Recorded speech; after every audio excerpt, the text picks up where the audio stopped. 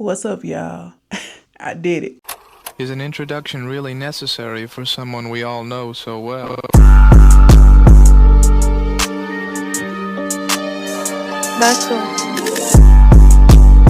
What up, y'all? It's been a couple of days. It's been more than a couple of days. It's been about a good week or so since I uploaded my last video. And I appreciate everybody that came and watched that video and everybody that subscribed behind that video. But if you're new here, what up, y'all? My name is Dai, and just to kind of get y'all caught up a little bit, recently I joined the traditional job world again. All right. Quick backstory. I was working a 9-to-5 and I was working from home when my mom passed away. And after we laid her to rest and all of that stuff, and I got back home, I decided that I would not be working a traditional job anymore. My mom's passing took a really big toll on me, and it was really hard for me to focus or to not be easily triggered by specific words that I heard a lot in my field. I also was getting the sense or the feeling that the walls were closing in on me. I was working from home, so I shut myself up in a room, for 8 hours, 9 hours out of the day to work, and it just felt like I was suffocating. I felt like I needed a legit break. I felt like I couldn't take it. I felt like at that time, the bereavement time that I had just was not enough, especially because that full situation that I went through with taking care of my mom after life was horrible. If you did not see Gone for Good, I will have it in the eye up here. I gotta remember which side the eye be on, but I will have it in the eye up here. I will have it linked in the description and also in the comment section if you want to check out Gone for Good. But it was a lot. I did not expect that situation to be smooth or to be easy, but I definitely did not expect the extra stress that was put on me during that time. So coming back home, and for those of you who don't know, I'm from California, now live in Alabama. Coming back home to Alabama after all the events had taken place, after everything was said and done, I told myself that was it. I was either going to have to find some other line of business to associate myself with or do my own thing. And to be honest, I've been doing my own thing since my mom passed away. In 2024, I started to search for a job. At the time, I felt like my hustling, it wasn't enough. I wanted to bring in a little bit more of consistent money. It wasn't that I wasn't making money, because now that I look back, I was making more money hustling than I'm making on this 9-to-5. So it wasn't that I wasn't making money, it just wasn't consistent. Entrepreneurs, one day you make $1, another day you make $1,000, another day you make $5, another day you make $40. It's up and down. It's not consistent. So I felt like if I was to jump back into the traditional way of working, 9-to-5 shindig, at least I know every 2 weeks or every week or twice a month or however the job pays, I'm going to get this set amount of money. So I started to job hunt. I was job hunting and people was getting to me. People wasn't getting to me. It was a little mixed situation. Or the jobs I was applying to, they didn't have the wage listed, on an application. And then I go for the interview and, oh, cool. Yeah, interview. Come through. And then it gets down to the nitty gritty. It gets down to the paperwork and you talk about $12. Who? $12? $13.50. Granted, it's higher than the minimum wage here. Minimum wage here, I believe, is $7.25, but $13, $14, $15, huh? Who? So I kind of gave up on the job search, and then boom, the job that I'm currently working for hit me up. They found my resume somewhere. I didn't even apply for this job. They found me. They sent me an email. Hey, I'm a recruiter for whoopty, and I seen your resume. If you still looking for a job, hit me up. Mind you, I had kind of threw in the towel. I was like, I'm just gonna hustle and bustle, keep doing what I'm doing, and I'll worry about a job when I come back from my birthday trip. That's what I had said. It was just too much. They hit me up. Boom. Did the interview. Boom. Landed the job. The money was talking what it needed to be talking. Okay? We ain't talking about no $15, $16. So take the job. It's work from home. I'm used to work from home. I worked from home before. I take the job. We do the work from home shindig. We good. In my mind, if I'm being honest with y'all, I wanted consistent money. I still wanted to work for myself. And I've worked so many jobs. I'm one of them people, I'm sorry, judge me if you want to, but I'm one of them people, I would come through and get the training money and dip out on you. just to get, just to get a little head, just to get a little. I'm one of them. I ain't even gonna lie to you. And even when I'm hustling, I would still get a job, get the training money, do the job for a couple of weeks. I already know in my mind this is not what I want. I just need a little jump start, or I need a little pick me up right quick. You know what I'm saying? So that may sound super bad. It may sound horrible, but I'm just being honest with you. I know I'm not the only one. Judge your mammy, don't judge me. That's what Peach say. Don't judge me, judge your mammy. All right. So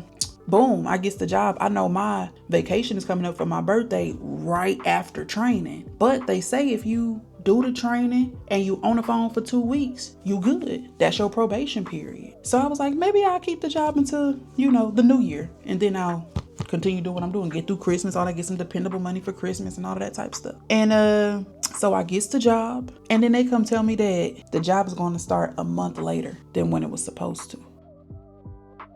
All right, I got the headphones on because I had to clock back in. I started this on my break, right? So the job started a month later than it was supposed to. And that was red flag number 1 for me. I didn't like that at all. I didn't like that a whole month. Because see, I had already calculated the time. I was going to try to be, a good employee here. I wasn't going to just come and get your training money. But now you forcing me. You see what I'm saying? So now with the job starting a month later, I'm going to be messing up probation when I go on my trip, when I go on my cruise. And I'm going on my cruise. The cruise is happening. It's already booked, already paid for. It's happening. But I just felt like I had everything lined up to be a good employee with y'all and to possibly try and stay with y'all. And then y'all switched up the dates a whole month later. Bet. So I'm like, I'm going to go get this training money then. At least I know it's guaranteed money up into my trip. I don't know if y'all anything like me, but when I got me a 9 to 5, a traditional job, I counts my check. I know what I'm getting before it come through. You hear me?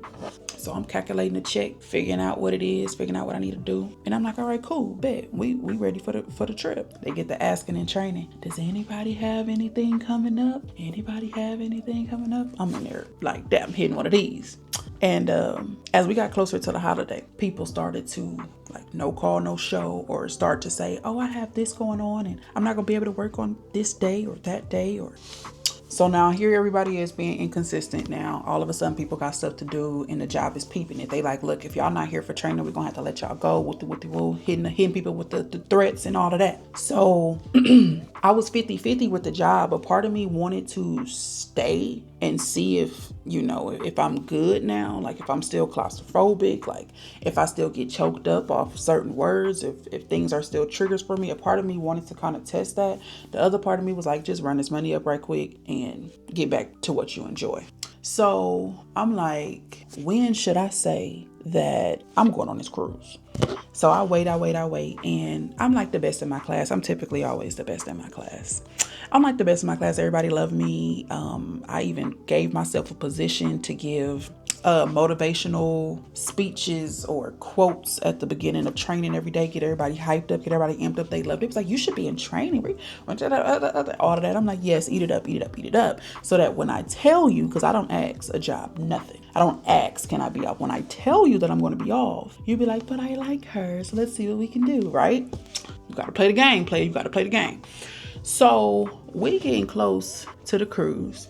And just like any other call center that tells you, oh, we're going to have all of this training time and we're not going to throw you on the phones and we're not going to this and this, all them lies they feed you. I've been on enough jobs to know this all lies. Okay. I want to see how long this training really going to last before I mention my stuff, because as they said, you got to get through training in at least 2 weeks. It's called ABAY. 2 weeks on the phone training, and then your probation over. All of a sudden, call volume is high. Ain't nobody working. Ain't enough people on the phone. So guess who got to get thrown on there? Hello. So they throw us on the phone and they still kind of doing back and forth, like half day will be training, the other half will be on the phone. Or if it get really busy, we'll just stop training. They'll put us in specific queues. Y'all know how it go, right? And it's like a week and a half before my trip. Now they at the point to where they're like, okay, it's time for the final test. If you do not pass this test, you do not keep the job. So everybody got to take the test. It's an open book. Take your time, pass the test, or you're not going to have a job. We're going to let you go, which was cap, but whatever. We take the test. I passed my test. I'm cool. They throw me on the phone. I'm good. So now I'm like, now I got to tell them I got this trip coming up. So I'm like, hey, I have a trip coming up. It was pre-planned. It's a cruise. It's been planned over a year. Since I passed my test, I passed A-Bay. I want to know what y'all can do for me because I'm going on a trip. I have a trip. And so I get in this one-on-one meeting, and the manager that I had is telling me like, oh yeah, I understand it's a trip. It was planned a year ago and it's a cruise, and I'm pretty sure you're not going to miss that. And I'm just sitting in the meeting like, nope, not going to miss that. You're absolutely right. And she's like telling me that technically I'm not out of my probation period and I got to kind of wait and kind of do this and kind of do that. And I'm just like, according to your handbook, I'm good according to your handbook. And she's like, well, I have to review that and I have to see. I'm like, well, review it, love.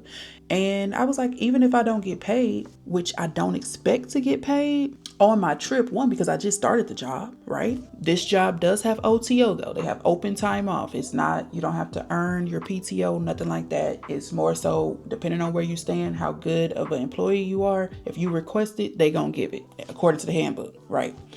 So we don't have to earn our PTO. It's just, if you good, they good with you. So I'm like, well, I'm not expecting to get paid, because she's like, your benefits haven't kicked in. I'm like, I'm not expecting that. I know I have a probation period for benefits to kick in, but am I going to still have a job when I come back or not? Because if not, we could just end this right here and you can send me the return label for y'all equipment. So she like, let me talk to my manager and see what my manager's talking about and I'll get back to you. So she's like, well, obviously you're not going to get paid, but we will go ahead and let you go on your trip. I don't know who she letting. You ain't letting me do a damn thing because I'm going, but whatever. They let me go on my trip. And she was like, you good? She was like, but we can't have any more takeoffs. We have Christmas and we have New Year's. We need all hands on deck. Cool. Mind you, we off on Christmas.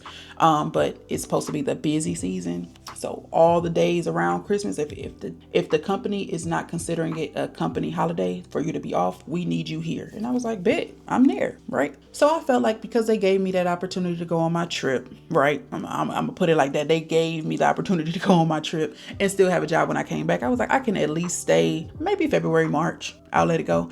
Mind you, since the beginning of having this job, I kind of set in my mind an end date. I was like, test it out. See how you like it. See if you can handle it. See if your mental can handle a call center position up into your trip. That was the first, timeline.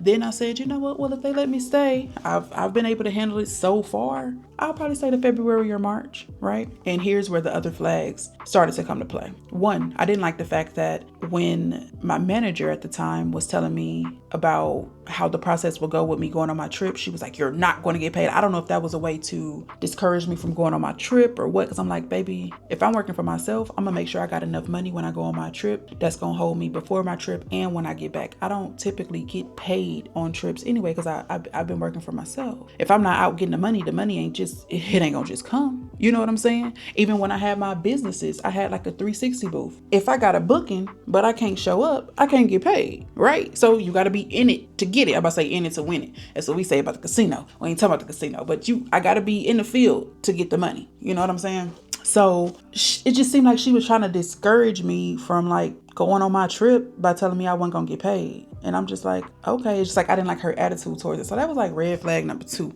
I go on my trip, I come back, everything cool. I feel like you gave me a little job security for when I get back from my trip. So I was like, the least I can do is at least stay a couple months for y'all, help y'all out in y'all busy period, because they made it seem like once you get to like mid-February, it slows down so much and all this. So I was like, let me help them out in their busy season, which it wasn't that much of a busy season.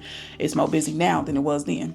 But anyway, I'm like, I'll help them out in their busy season and I'll get back to what I like doing. Like, I just get back to that. Here we go in January. We get an email and a Teams message saying, hey, y'all, I know we didn't tell you this. I know it's not in the handbook. I know we didn't talk about this during training. I know you weren't warned of this, but you have a shift bid. Mind you, this whole time during training and everything, we've talked about shift bids and how the schedules change, and it was no talk about a shift bid. Except, I expected maybe a yearly shift bid. That's typically what companies do. But we just had a shift bid when we came out of training. And so when they come in January talking about a shift bid, mind you, we got out of training. It was right before my cruise. So it was like that week of Black Friday.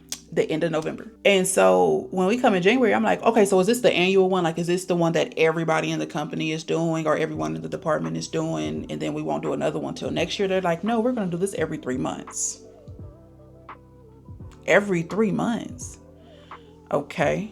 So they're like, yeah, this is an incentive for you. If you work hard and your scores are good, your QAs are good, your handle time's low, your hold time's low, you have the chance to rank higher and get more of the shift that you would prefer every 3 months. That was red flag number 3. Because now I'm sitting here like, my wife has transitioned from her job to a work from home position, right? Her job went under some changes and they gave them the option to pick their schedule. I don't even know if they have a shift bid in a year. I don't even know how that works. I guess you just request. I don't know. That's her business. Either way, at the time, she was not working from home. So when this shift bid came, I'm like, every 3 months, I'm like, okay, whatever. Give me Friday and Saturday off. No. Yeah, give me Friday and Saturday off. Then was my off days. So she was like, all right, babe, it's coming up for me to pick my shift. I can pick whatever shift I want, however I want to do it, whatever. All right, do Friday and Saturday off. And so we kind of planned this so that we can have off days together. When you grown, it don't matter if it's the weekend or the weekday. 2 consecutive off days is a weekend, however you want to put it. Yeah, when you a kid, you a teenager, you in school, whatever, baby, give me 2 consecutive days off and we good. Mind you, I only picked a Friday and Saturday because obviously weekends was not an option to have Saturday and Sunday off. So she picked those days, and a lot of my colleagues fixed their schedule around what they wanted to do or what they needed to do. Other people have children or pets or taking care of their parents, or they have obligations much greater than mine. And so the shift bid comes out of nowhere, and then they tell us it's effective in 4 days. So no real time to adjust if you really need to. Just here's a shift bid, it's basically effective immediately. So everybody kind of feeling some type of way because it was never mentioned, and those type of questions were asked by not by me, but by other trainees, and no one ever said anything about a shift bid. It was just instant. It just came out of nowhere. Now I did get the tea a little bit later on down the line that this was the first time they've done a 3-month shift bid. Also got the tea that, and it's from a supervisor manager, that one of our client or our main client did not like that at all. People quit. People started to just do no call, no show. They started BSing on the job because it's like, you literally tell me that I have this shift bid and it takes effect basically immediately, and you have other obligations, like you can't help but to call off. And basically our little client, our biggest client, didn't like that. They was like, we don't like that y'all did that shift bid and y'all just threw it on them like that. We don't like that. So I got that little tea from my manager. So this little time go on or whatever, and we were promised that we were going to get a shift bid in April. And I was kind of irritated by it. I was like, I don't even know if I'm gonna stay till April, but we'll see, whatever, right? Somewhere in February, I get a hit up from my manager and she's like, I want to have a meeting with you. So I'm like, cool, what's good? And she was like, this is kind of crazy, but I know you haven't been here long at all, but there are some departments that are kind of slacking. And we need help in some other well, I ain't gonna say departments, but just like in another area within the department. And she was like, we want to offer you to do supervisory calls. So you will take the high escalated calls to de-escalate the situations that customers have that can't be done with the regular agent. You know, when somebody requests a supervisor or a manager. And I was flattered. I was like, man, like I've just got here. Like, me? You wanna ask me? Like, cool. So I'm like, in my mind, I'm like, I just might stay. You know what I'm saying? Because mind y'all, I told y'all I was going to get through the busy season with them and let them go. So I'm like, all right, cool. That sounds good to me. Like, I'll take y'all little calls. Y'all think I'm good enough to do that? I mean, I'll be cursing these people out, but hey, if you want me to do it, I'll do it, baby. And I'm like, so what the money looking like? What's the compensation? Oh, well, the department is working really hard on that and seeing what we can give, or, seeing what the budget is. As of now, there is no additional pay, but I will be sure to bring your name up in rooms and that. No, thank you. That's red flag number what? I'm lost. I don't even know where we at. No, thank you. No, thank you. I said, okay, well, once the department comes up with the budget for it and has like a full on offer for taking those highly stressful calls, then we can talk. Until then, I am going to do what my job description says of me to do. And taking those escalated calls is not in my job description. I'm not doing it for the free. I'm not doing it so you can mention my name in the meeting. Sorry. If you need the help, you're going to have to pull out that wallet. Y'all got the money. And I'm not asking for nothing outrageous, but you could have offered me something. It didn't even have to be a full $1. You could have offered me something. We could have negotiated, but you came empty-handed. So now we in March. And it was funny that she had called me into that meeting in February because I already wanted to talk to her about switching departments when that time comes. The company that I work for, they do 1,000,001 different things, from tech, cell phone service, internet, all type of stuff. Okay. I'm working in the banking department. And so I was like, I think I want to go somewhere leaning more so towards tech, customer service or tech support, something with assisting with connections, assisting with sales. I sell you a device quick. Like, can I get to sell or something? I'm not feeling this customer service role in this banking industry. I want to do something with tech. Okay. I'm kind of a little tech nerd geek, whatever, right? Sometimes. And so she was like, when that time comes, because I was like a month or two away from it. And so I'm like, I'm not feeling this department. And y'all said that we can switch around. We've heard so many success stories about how people went from selling internet packages to being in the medical department to being in the bank. Y'all talked about all this moving around that you can do and the flexibility that you have with working with this company. And I want to take advantage. I know my time has not come yet, but as soon as it comes, I want to be on the first list of transfers. Okay. And she was giving me my options. She was like, you're a really good worker. I support you. So I'll definitely vouch for you, in another department. We need you over here. But, if you're not happy here, I don't want you to be somewhere where you're not happy. And of course, work is work. So no one's just going to be ecstatic every day about coming to work. But I want you to be somewhere where you can thrive. You can be the best version of you that you can be. And I was like, yeah, you know what I'm saying? So I had already expressed that early on. I was ready to go. I wasn't feeling the department. And it really didn't have a lot to do with the shift bid. That's another issue on why I wanted to leave. I want to leave the company for the shift bid. That has nothing to do with the department. I want to leave the company because of that.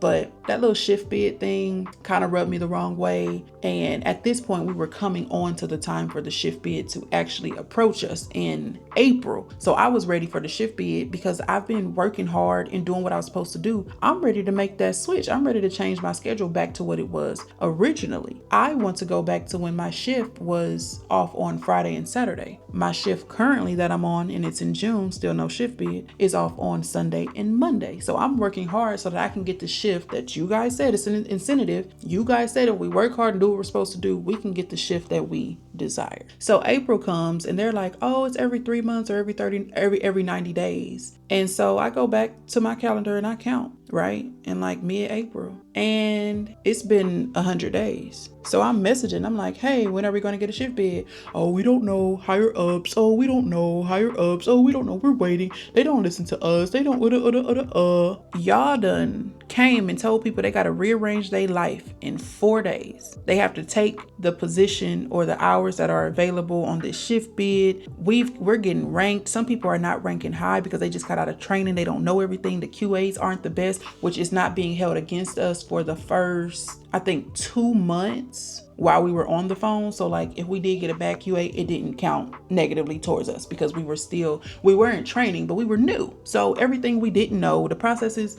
weren't happening fast. It was like, we're new.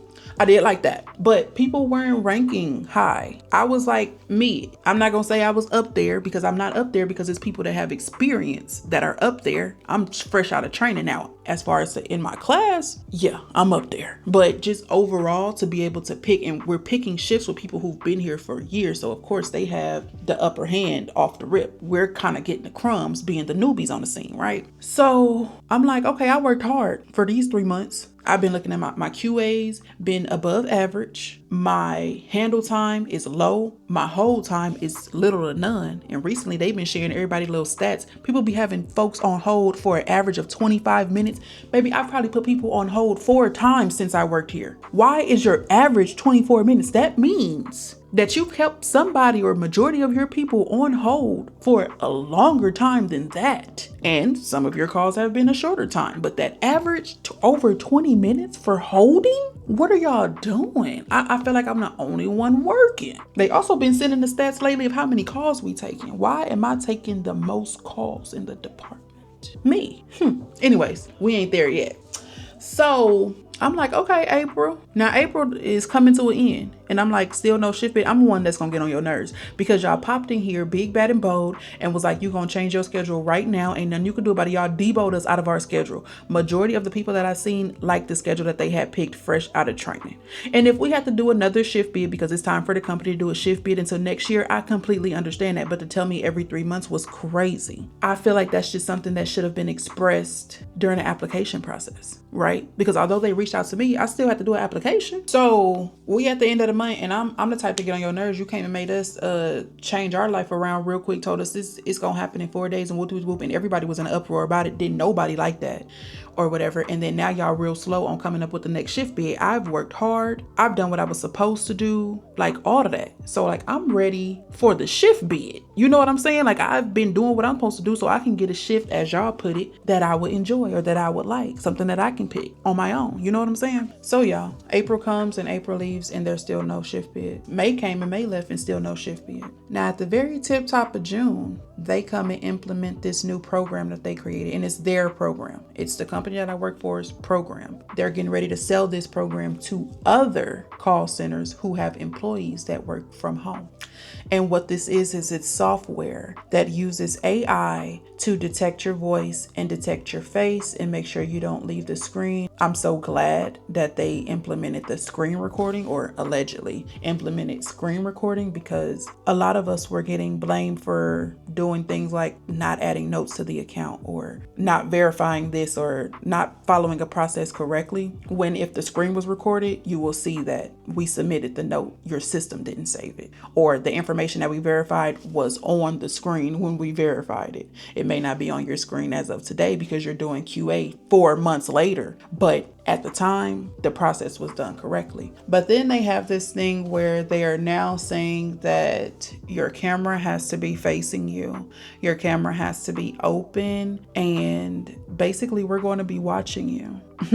Watching who? Girl, bye. So, and I know before y'all come in the comments, I see a lot of people say this on TikTok in the comment section when people complain about being watched or being secretly watched by their employer. But here's the thing with me. When I was searching for a job, I came across so many of them that said it. Look, you're going to have a webcam, or your camera's going to be built into your laptop, and the camera is expected to be on during your full duration of work. So for the 8 hours, that camera should be on. You should be, your head or the back of your head should be against a plain wall or a solid wall. They had their specifications. Okay. They wanted you to do what they wanted you to do. And guess what I did? Went on to the next job. I did not submit my application there because, for one, you are not going to just be sitting up looking at me. Granted, if we're in a Teams meeting and you say, cut your camera on, it's on, Bookie Butt. What's up? You know what I'm saying? But while I'm working, you're not going to sit here with this camera on and just watch me. You just not finna do it. So that rubbed me the wrong way. And then they got really weird about it. They were in a chat, in our big chat, saying, if you don't have a webcam, let us know now. We have to get you one shipped out right away. It was so urgent. Hey, we have sent over an email. You need to download the software, the AI software, whoop, now, or you'll be fired now, or you'll be fired. Mind you, they love to threat too. That's another red flag. I don't know what number I'm on, but they love to threaten you with a good time. Oh, if you don't do this, you'll get fired. If you don't do that, you'll get fired. Ain't nobody got fired yet. Most of these people quit. They let you go. Okay. So it rubbed me the wrong way. I downloaded my software at the very last minute. I was probably the last person to do it. I waited so long to do my downloading process. The manager called me on Teams so we can do it together. He said, hey, you haven't downloaded yet? I said, nope. He said, put your phone in coaching. Sure will. All right. Do you need help doing it? I said, no, I don't need help. This is just very concerning. Why is it so urgent? What's tea? Oh, just the company. That's just what the company wants. You know, it's no big deal. It's just to make sure you're at your station, just to make sure you ain't walk away from your computer, just to make sure. All right, download it. You do it. So they downloaded it to the computer, and I kept my camera closed. Every now and then I will open it and face it to the ceiling. But you're not gonna look at me. And ever since they've downloaded this, mind you, the day he had me download the stuff, he forced me to download it to my computer. The very next day I put in my resignation letter. The very next day. And I gave them 3 weeks. I said, I'm gonna leave in 3 weeks. I'm gonna leave at the end of this month. So this AI stuff came out at the beginning. I said, I'm gonna go ahead and dip out at the end of the month.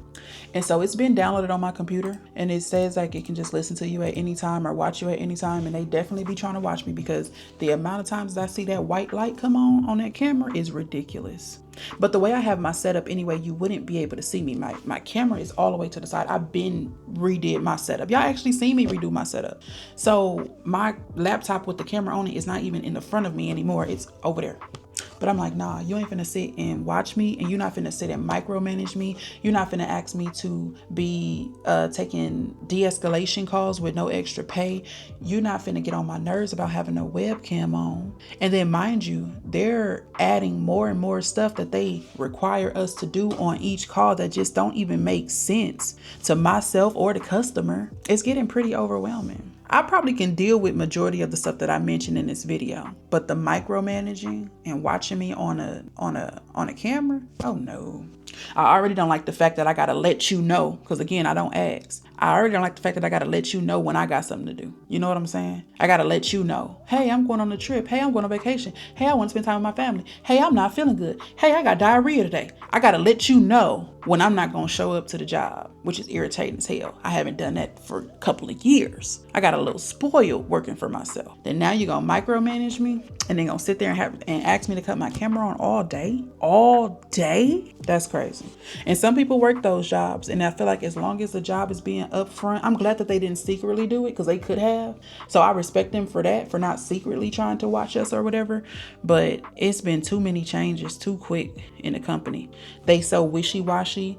And I could see if this was a startup company, y'all trying to see what works and what don't work, and we just the guinea pigs. But this company's been around for decades. And you're trying to test your AI software on your current employees so that you can sell it to other call centers. You're not finna have me blasted in y'all meeting. You not finna have my face up there with probably thousands of other faces. Like, look, you can monitor the movement. You can sense this. Girl, bye. Not me. And then they was like, your camera got to be on, no hats, no head coverings, no scarves, like just straight hair, however it may be. No, if my hair ain't done, I'm not showing it. So those were a couple of the factors. The AI tipped it off. That was just the icing on the cake. You're not finna sit and watch me all day. That's weird. And all I see all day is that light blinking, the white light. And I'm like, oh, that's what y'all attempting to look at me? Nope. You see the ceiling, or you see that them lenses is closed. And so I put my 3 weeks in. I know it's typically 2, but I gave them 3. And I was like, if they let me go before then, cool. If they let me stay the whole time, cool. And y'all, I got one more day of work. Tomorrow is my last day here, and I'm so excited. I'm more excited to just be my own boss again, make my own schedule again, get organized in my schedule, have more flexibility, more time to create content if that's something that I want to continue to do. I have my hat business, continue to create my hats and sell my hats if that's something that I want to. I have the flexibility to do whatever it is I want to do. I know my obligations. I know how much my rent is. I know how much my bills is. So I know how much money I need to make at a minimum. You know what I'm saying? And everything else is extra. And not to say that this job is the reason why, because me and my wife did say we were going to take the first at least 6 months and not vacation. But baby, the boat that I'm in right now with this 9 to 5 is not the same boat. Not the same yacht I was in last year when I was working for myself. We went on 5 cruises last year with me working for myself. I've made more money. It didn't seem like at the time I had to compare it to some. But baby, I made more money working for myself in these last couple of years than I've made working this 9 to 5. So I'm not happy. I'm now being micromanaged. They want to sit and watch me all day. They want to give me a shift, be it every 3 months or whenever they want to, if it's even going to be every 6 months or every 3 months. I got to tell you when I'm sick. I got to tell you when I don't feel good. I got to tell you when I'm going on a trip or a vacation. It's like I got to keep checking in with people. I don't like checking in with nobody. So at this point in time, yet again, I'm choosing my happiness. I'm not worried about this job. I'm not even worried about what's next to come. Because I know at the end of the day, all of my wants and my desires will be given to me. God has never let me go without, ever. I know what it is I need to do. And as soon as this job gets out my way, I'm going to do what I got to do. You know what I'm saying? And if you are struggling, you're on a job and you are scared to take a leap of faith, you are scared to try something new, you are scared to just dive in head first, don't be. Don't let people around you scare you into thinking that you must be miserable in your career or whatever it is you have going on, and change is a bad thing. Stepping out on faith is a bad thing, because it's not. And I can tell you, this job hasn't even ended yet, and I haven't even put forth my all. If I'm being honest, I haven't given you guys here on YouTube and in content my all. I haven't even put my best foot forward yet. And I have exciting opportunities coming. So I'm not going to talk y'all ear off. We've been here long enough. I just want to let y'all know that I've talked about it in the past, that my time was coming with this job. And so if you new here, I wanted to give y'all a little backstory. And even if you was old here, you probably don't even know what was going on. I just want to let y'all know that the time has come and your girl did it. Your girl is out of there. Your girl is out of there. Okay. And I'm just about to get back to what I enjoy, what satisfies me, what makes me happy. And I know how to get another job. Baby, one thing about me, if I land the interview, I'm going to land a job, period. I know how to get another job. I know how to get another 9 to 5. And who knows, shoot, I may even tap into getting a traditional job, but something in person. No more call center. No more of this stress, because call center environments are toxic. And so from this point on, if I decide to get in the field again, I may just go work somewhere in person. Or I might go do a little something here, a little something there, part-time or whatever. I might get back into my merchandising. Who knows? I don't know what's next to come, but I do know that doors are already opening. Doors are opening. This door ain't even closed yet. This door closed in a little over 24 hours. But doors are already opening for your girl. So I just see me doing bigger, better, and greater things. I see 1130 the brand doing what it's supposed to do. I see me going further with that, being able to focus on that a little bit more and just get back to being happy. You know what I'm saying? If I have my moments in my days that I just need time to grieve, I can do that. And I ain't got to tell nobody, hey, I need a mental health day today. You know what I'm saying? I don't got to call nobody up and, hey, I'm not feeling well, or I could just do what I need to do for me, because your girl's back outside. I'm back outside and I'm back to being my own boss. And if that's something that you want to do or you dream of doing it, you do it too, by any means necessary. But look, if you like videos from me and you want to see more is to come. Don't forget to like, comment, subscribe, share, because right now, King Day is out. Peace. The motherfucking building.